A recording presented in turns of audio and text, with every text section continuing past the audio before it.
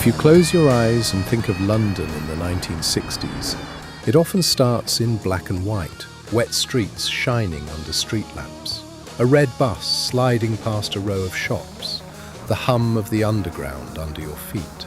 But the decade doesn't stay black and white for long. By the middle of the 60s, the city feels brighter, louder, younger. And I need to see it. You need to be needed. London starts the decade still shaking off the post-war years and ends it as the place the world watches for music, fashion, and attitude. Picture an early 60s morning in the capital. The air can feel cold and smoky in winter. People are wrapped up in coats, scarves, and sensible shoes. You leave the house on time, you catch the bus or the tube, you get to work, you do a full day, and you come home with shopping in a bag and the evening paper under your arm. For many families, money is watched carefully. A pay packet matters. So does a warm home, a decent meal, and a little treat at the weekend. On the street, London has a look that's hard to copy. The red double-decker Routemaster, the black cab, the red telephone box on a corner, the old shop signs, and people packed close together on narrow pavements. On buses, you might still see a conductor moving through the crowd, taking fares, punching tickets, calling out stops. It feels more personal than today. You can hear the city talking. Drivers and shopkeepers, porters and office workers, kids calling to each other, neighbours chatting on doorsteps. Home life is smaller than people imagine now. Lots of families are in terraced houses or flats with tight rooms and thin walls. The living room is the main stage. A table for meals, a chair by the fire, a radio, and more as the decade goes on, a television. Many people remember the glow of a black and white set in the corner, the whole family watching together because there's only one screen. You don't pick a show whenever you want. You watch what's on, at the time it's on, and you talk about it the next day at work or at school.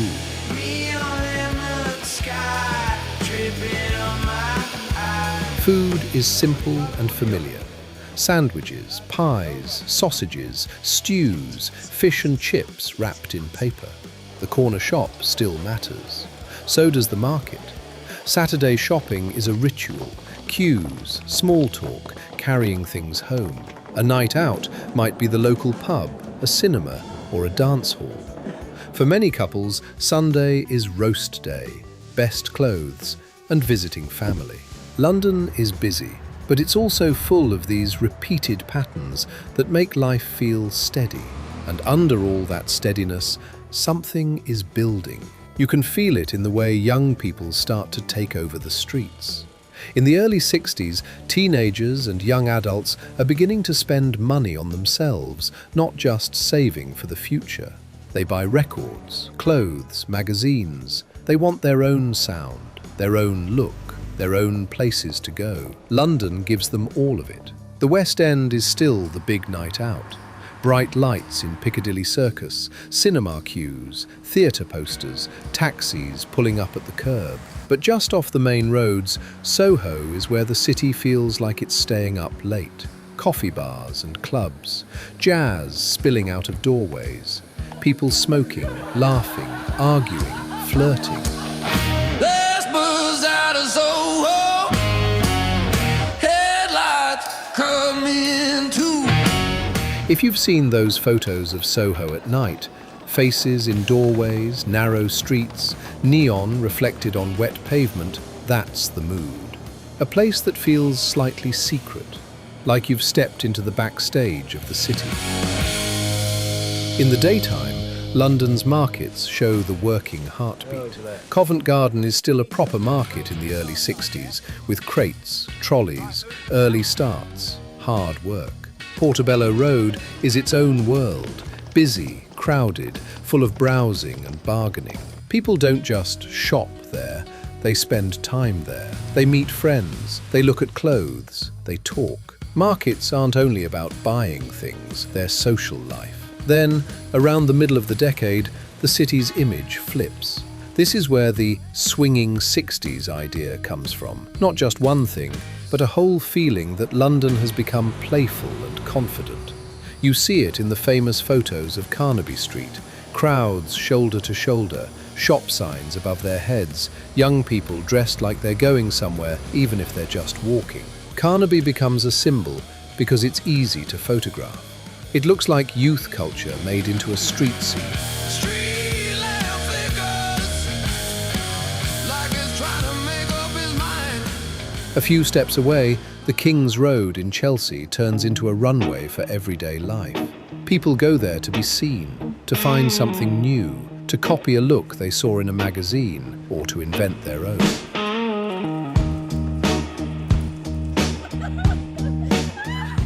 Fashion stops being only for the rich. It becomes something you can grab, wear and show off. The miniskirt, bold patterns, clean lines, boots. If you think of the iconic images of Mary Quant and the Mini, or Twiggy's famous 1966 style photos, short hair, big eyes, that sharp modern face, you're seeing London selling a new idea. You can be ordinary and still look like the future. Even the shops become famous. Bieber, with its dark, glamorous style, becomes more than a shop. It's an experience. People remember the excitement of going in, the feeling that you're stepping into a different version of yourself.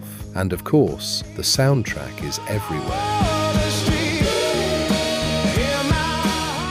London in the 60s isn't just a place where bands play, it's where bands become myths. Music leaks out of record shops and windows. It blasts from radios, portable players and pubs. It is the thing that connects you to the city, even if you live far out and only come in on weekends. If you grew up then, you remember how important the radio was and how exciting it felt when pop music really took over. You remember TV music shows too, those crisp studio images of bands performing under bright lights, looking both nervous and cool. London becomes a map of music. Small clubs, tiny stages, loud rooms where the floor seems to vibrate. Places where you sweat through your shirt and come out with your ears ringing, feeling like you witnessed something that's about to explode. The mod scene is part of it. When you think of the classic pictures, rows of scooters, young men in neat jackets, girls with bold makeup, crowds outside clubs, that's London youth culture turning itself into an image. The Who are a perfect London band for that feeling. Loud, restless, a bit dangerous. Even if you never saw them live, those images tell you what it felt like, a new kind of noise, a new kind of freedom. The Kinks bring another kind of London into the sound. Songs that feel like streets, like everyday life, like the city talking back.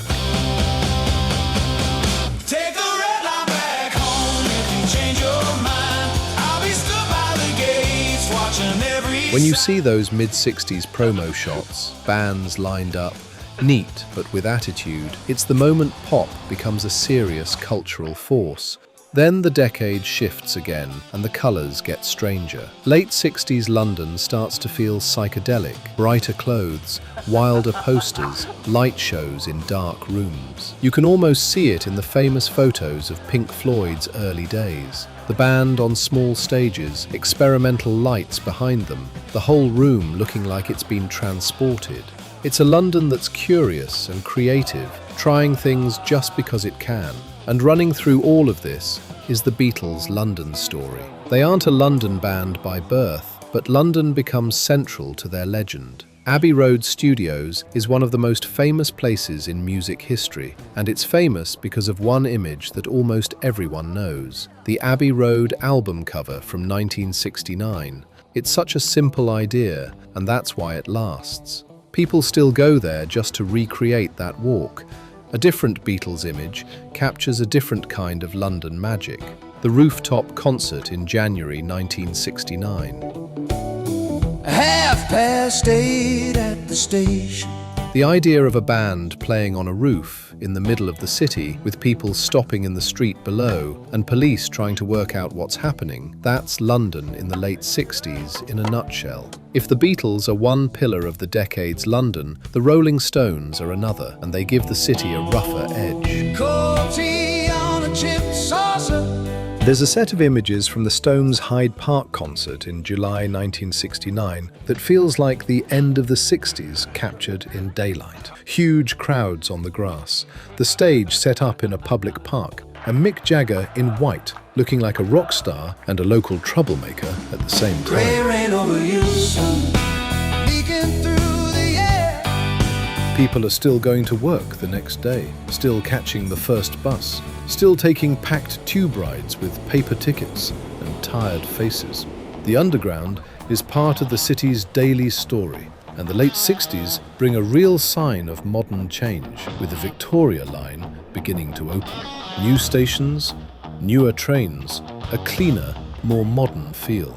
It's London upgrading itself, quietly, while the headlines talk about fashion and pop stars.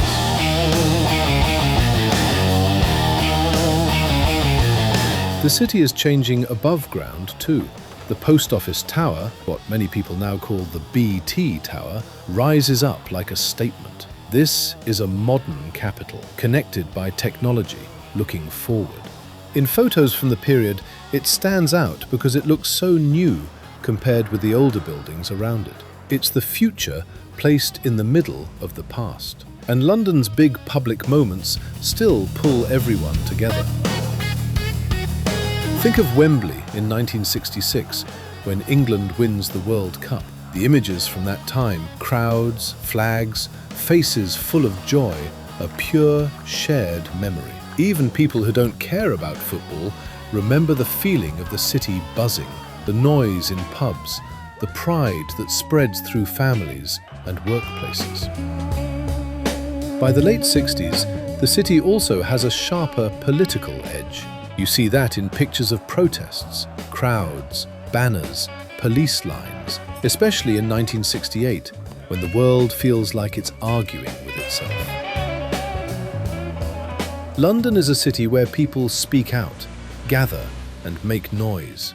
Even if you weren't marching, you remember the feeling that things were moving fast and nothing was set in stone.